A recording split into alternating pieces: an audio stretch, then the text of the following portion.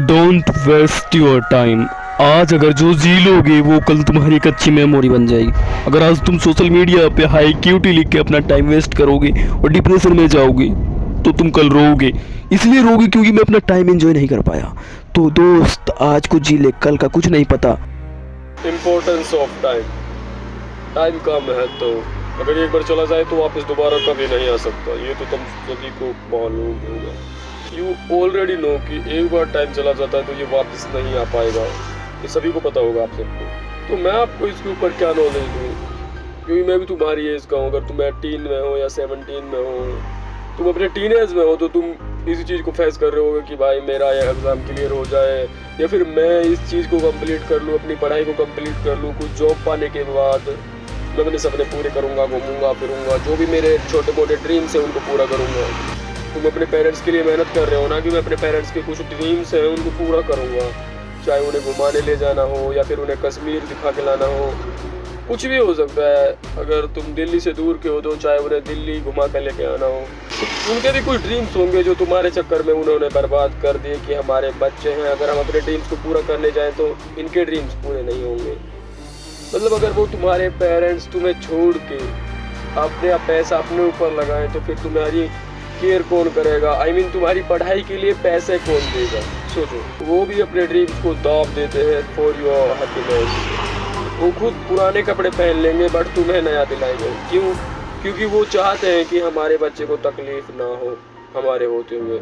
वो मरने के बाद भी नहीं चाहते कि हमारा बच्चा सफ़र करे। बच्चा क्या कर रहा है? पढ़ाई के नाम पे इंस्टाग्राम पे स्क्रॉलिंग कर रहा है। फिर इंस्टाग्राम के जीसी ग्रुप चैट्स होती हैं उनमें टाइम वेस्ट कर रहा है। लड़कियों के डीएम में हाई क्यूटी लिख रहा है, लड़कियों को मैसेज कर रहा है, अपनी सेल्फ रिस्पेक्ट गिरा रहा है। जीसीओ में जाके फालतू के चक्करों में पड़ के लड़कियों को डीएम्स कर रहा है, उनको पिकअप लाइंस बोल रहा है, शायरियाँ लिख रहा है, व्हाटएवर। मतलब उनको इम्प्रेस करने के लिए किस किस हद से गुजर रहा है उसे खुद भी नहीं पता। उस बंदे को खुद ये महसूस नहीं है कि मैं क्या कर रहा हूँ भाई, मैं किस हद से गुजर रहा हूँ, मैं उस लड़की के लिए कितना मर रहा हूँ। और वो भी सिर्फ अपना टाइम ही वेस्ट कर रहा है और सामने वाली लड़की भी अपना टाइम ही वेस्ट कर रही है, अपोजिट जेंडर की तरफ अट्रैक्ट हो गई। मतलब स्टोरीज लगाते हैं, चाय पी लो, क्यूटी, व्हाटएवर। भाई तुम्हारे पेरेंट्स तुम्हारे लिए चाय बना के दे रहे हैं, वो तुम 10-11 बजे पी रहे हो उठ के, और पी भी नहीं रहे हो, बोल रहे हो कि मैं आप पी लूँगा, रख दो रसोई से लेके किचन से लेके। तो भाई क्यूटी के लिए तुम गुड मॉर्निंग में पूछ रहे हो कि चाय पी या फिर नहीं। और वो क्यूटी जो तुमसे 1000 किलोमीटर दूर है, ऑनलाइन प्यार, डिस्टेंस। तो मैं एक ही चीज़ कहूँगा कि जो तुम्हारा टाइम है ये वापस नहीं आएगा। टाइम कांट बैक, मतलब टाइम वापस आता ही नहीं है भाई। यार तुम सोच क्या रहे हो? तुम्हारे पेरेंट्स जिनको जो भी तुम्हारी तरह कभी जवान थे, हट्टे कट्टे थे, टीनेज में थे, उनका टाइम भी जा चुका है। सोच रहे हो वो उनका टाइम कभी रिटर्न नहीं आएगा। अभी तुम 18 के हो, कभी 22 के होंगे, 30 के होंगे, तुम्हारे बच्चे भी होंगे, बट टाइम कभी वापस नहीं आता और टाइम किसी के लिए नहीं रुकता। तो मैं एक ही चीज़ उम्मीद कर रहा हूँ तुमसे। क्या मांगना चाहता हूँ मैं कुछ नहीं मांगना चाहता। तुम टाइम वेस्ट करो या ना करो, मुझे उससे कुछ फ़र्क नहीं पड़ता। मैं अपना टाइम वेस्ट नहीं करना चाहता। मैं अभी कुछ कर रहा हूँ, सोचो, मैं भी वीडियोज़ अपलोड कर रहा हूँ, रीच आए ना आए, व्यूज़ आए ना आए, मैं I don't care, I really don't care कि कुछ हो या ना हो। बट स्टिल मैं इंस्टाग्राम यूज़ नहीं कर रहा हूँ तुम्हारी तरह। मैं लड़कियों के डीएम में जाके हाई क्यूटी नहीं लिख रहा हूँ। I really proud on me.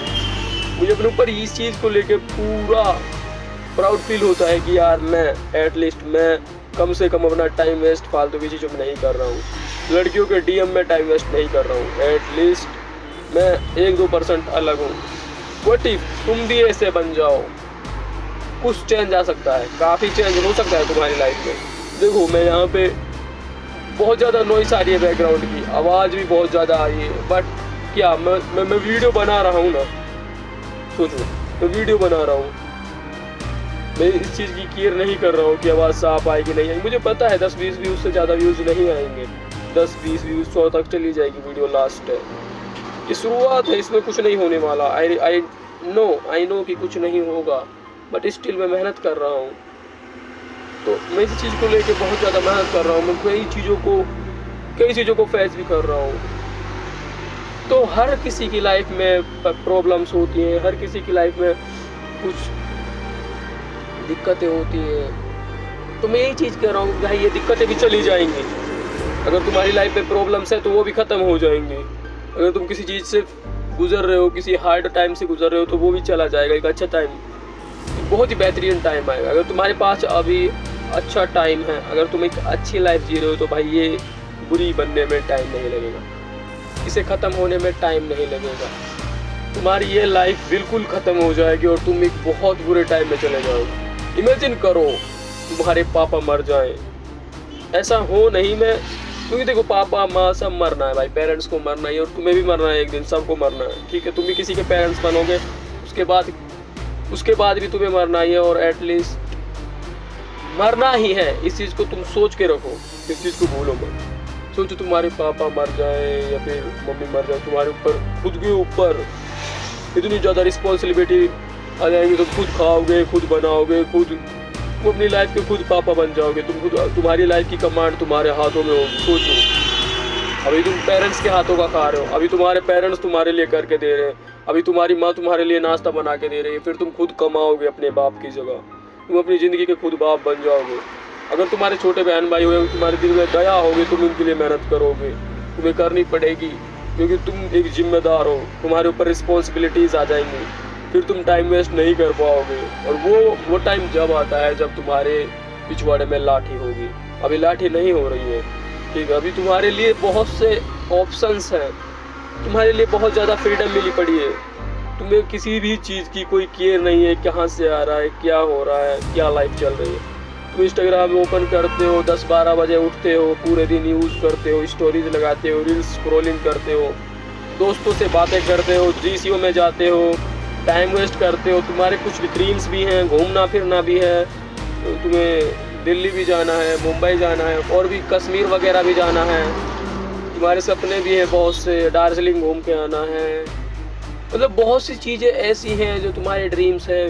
और आउट ऑफ इंडिया भी जाना है एक उम्र होने के बाद। सोचो तुम 21 साल के हो गए हो, तुम्हारी जेब में 1 रुपया नहीं है, तुम कैसे जा पाओगे आउट ऑफ इंडिया। तुम्हें एक अच्छी लाइफ भी जीनी है, एक बेस्ट लाइफ जीनी है।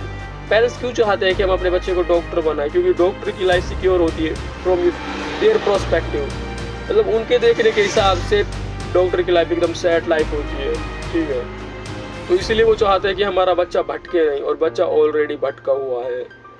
मैं ये चीज़ कह रहा हूँ कि भाई सबसे पहली चीज़ है कि अपने आप को चेंज करो। चेंज तुम किसी के कहने से नहीं हो पाओगे, किसी की वीडियो से नहीं हो पाओगे, किसी की रील से नहीं हो पाओगे, खुद करना पड़ेगा। तुम्हें ऑब्जर्व करना पड़ेगा कि तुम्हारे अंदर कमियां क्या हैं, कोताहियां क्या हैं, तो तुम उनके बाद ही चेंज कर पाओगे। और चेंज एक ऐसी चीज़ है जिसने कर लिया उसी ने अपने टाइम को चेंज किया। खुद को चेंज करोगे तो आने वाला टाइम भी चेंज हो जाएगा। तुम एक अच्छी लाइफ जियोगे, अच्छे मज़े करोगे, इंजॉय करोगे, और लाइफ में बहुत ही मज़ा आएगा जो तुमने कभी सोचा भी नहीं होगा। और अभी से ही मज़े लोगे, फालतू की चीज़ों में पड़ोगे, लौंडियाबाजी करोगे, लड़कियों के पीछे भागोगे, DMs में हाई क्यूटी लिखोगे, फालतू की बकचोदी फेल हो गए तो तुम फेल हो जाओगे, कुछ नहीं कर पाओगे। You can't do anything. तुम परेशान हो जाओगे, तुम 10-12 हज़ार रुपये की नौकरी करोगे क्योंकि तुम अनएजुकेटेड चूतिया रहोगे, तुम एक अनपढ़ रहोगे। एटलीस्ट तुम्हारे पेरेंट्स थोड़े बहुत पढ़े हैं, और जिनके नहीं पढ़े हैं भाई वो चाहते हैं कि उनके बच्चे तो पढ़े एटलीस्ट। तो बहुत से लोग बोलते हैं education is a scam. Education is not a scam bro. पहले तो खुद पढ़ तो ले, कॉलेज पहुंच जा, किसी कॉलेज का एंट्रेंस एग्जाम निकाल दे, फिर बोली ये सब चीज़ें कि हाँ I do it education is a scam. Education के भरोसे ही तुझे कुछ मिल सकता है, ठीक है। तो ये बोल सकता है कि Indian education is a scam, Indian education के लोगों ने इसे धंधा बनाया हुआ है, इसके थ्रू कमाते हैं वो लोग। हाँ I agree with you, but education is not a scam. Education तुम्हें एक रास्ता दिखाता है आगे बढ़ने का, आगे चलने का। और देखो शाहरुख खान बहुत ज़्यादा एजुकेटेड है, उसने बहुत कुछ कर लिया। और उसके एक इंटरव्यू में मैंने सुना था कि उसने शाहरुख खान ने 2000 से ज़्यादा बुक्स पढ़ी हैं। सोच रहे हो कितनी होती है। और उसने ये भी बोला कि मैं टॉयलेट करते टाइम भी एक बुक पढ़ता हूँ, खाना खाते टाइम और ड्राइव करते टाइम भी, मतलब बहुत सी चीज़ें बताई थी। तो सोचो, थिंक टाइम कभी वापस नहीं आएगा, तुम्हारी लाइफ बर्बाद हो जाएगी। मैं भी सक्सेसफुल बन जाऊंगा ऐसे ही बकचोदियाँ फेल के, तुम ऐसे ही माँ चुदाते रहोगे, फालतू की वीडियोस देखते रहोगे तुम कुछ नहीं कर पाओगे। मेरी यही बात है कि जो तुम कर रहे हो उस पर ध्यान दो, अपनी पढ़ाई पे ध्यान दो और थोड़े बहुत पैसे इकट्ठे करके घूमने फिरने निकल जाओ अपने आसपास की जगहों पे। बात खत्म। Bye bye, good bye, tata. घूमने निकल जाओ, अभी का टाइम है, जवानी है, हाथ पैर काम कर रहे हैं और 10-5 किलोमीटर तो तुम पैदल भी चल सकते हो दिन में। जब बूढ़े हो जाओगे 30-35-40 साल के हो जाओगे भाई, पैदल भी नहीं चल पाओगे, समझ रहे हो। ऑटो रिक्शा ट्रेन में भी नहीं बैठ पाओगे, तुमसे होगा ही नहीं वो सफ़र जो तुम अब जवानी में कर सकते हो। अब तुम भूखे भी रह सकते हो, धूप में भी चल सकते हो, तुम्हें कोई बीमारी नहीं है, हट्टे कट्टे जवान हो, तो गुड लुकिंग हो, शरीर अच्छा है, बॉडी बनाई हुई है, तो सारी चीज़ें देखो अभी टाइम है, कर लो, इंजॉय, मौज लो, रोज लो, ना मिले तो खोज लो। बात खत्म। तो उम्मीद करता हूँ वीडियो को लाइक करोगे, पसंद करोगे और बाकी खुद को चेंज करोगे। चलो चलता हूँ मैं, बकचोदी बहुत हो गई है, मैं भी बकचोदी खेलने आया था, मेरे पास कोई स्क्रिप्ट नहीं थी, कोई रिसर्च नहीं थी और कुछ चीज़ें गलत बोल दी हो तो उन्हें गलत वे में लेना, कुछ चीज़ें अच्छी बोल दी हो तो उन्हें अच्छे वे में लेना, बाकी लेना ज़रूर। ठीक है, बाय बाय, गुड बाय और मुझे देना सब्सक्राइब। मिलते हैं आगे, चलो चलते हैं।